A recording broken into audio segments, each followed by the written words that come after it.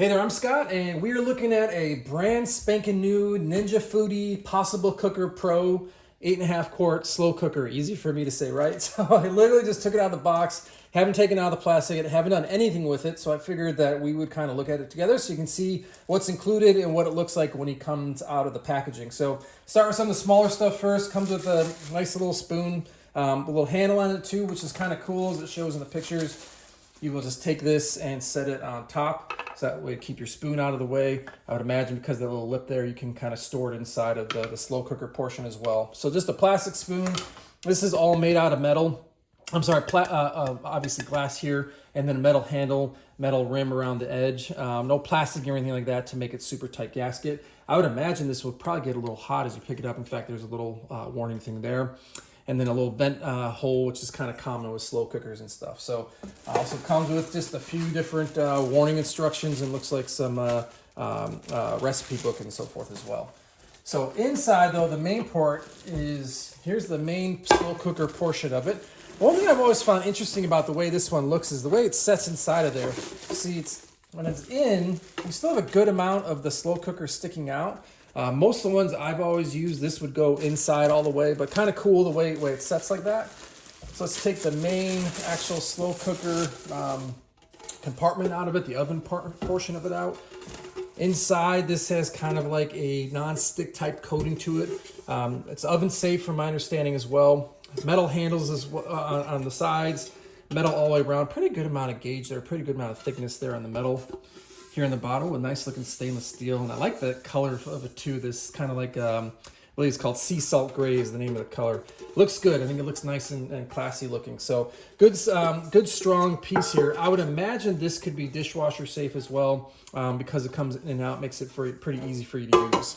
Also comes with a basket that you can use on inside if you need to. So maybe if you're doing some meats or something like that, trying to do hard-boiled eggs, all sorts of different things like that, you can put the basket there in the bottom.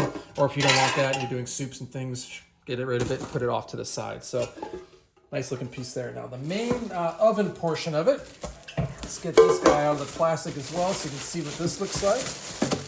So this, there we go. It's not super heavy, to tell you the truth, as I pick it up. It's got a little bit of weight to it, of course. Inside, you can see what it looks like here. The button there, that's what I believe it has all the pressures. That's what activates it, kind of turns it on and off, so the slow cooker knows if anything's there. You have this brushed metal all the way around here on the edge. On the outside, that same like sea salt gray. Now these handles here, this is plastic, so this I believe would probably be more heat resistant. So if you need to pick up the entire thing, you can go ahead and do that. Show you what the back of it looks like here. And then the bottom for the cord. All right, so let's take this cord here as well. And we'll plug it in and start pushing the buttons, and let's see what that does for us. I gotta plug her in right here. All right, so now she is plugged in. Go ahead and hit the on button here. There we go. Oh, needs to add the pot. There we go. And then should be pretty easy to use from what I understand looking at it. Basically, you kind of turn to wherever you want it to do. So you're going to bake, you're going to slow cook, whatever it is. Let's bring up here to slow cook and then set your different time. So if I want to do high temperature, low temperature, I would adjust that. The amount of time I'm going to cook it for. So I'm going to do 6 hours and 30 minutes. And then when you're set with it, all you need to do is hit the start button and you're off to the races. And it'll get going. So pretty easy to use from there. If you want to stop and change though, you can hit that button.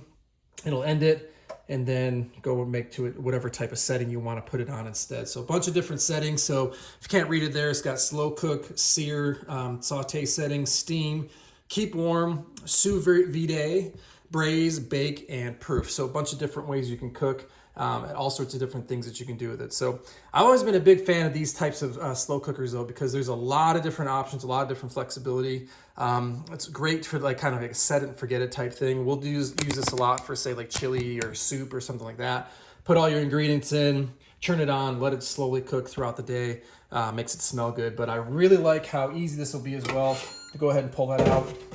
So you can use this as your serving dish, but also makes it easier for you to go ahead and clean it. So overall, I'd say I'm impressed with it. It seems like it was made out of good quality materials. Everything's good and strong and solid in here. It's not cheaply made. Even the plastic here, you can tell, is a thicker type plastic. So I think this is something that's probably gonna hold up for a long time.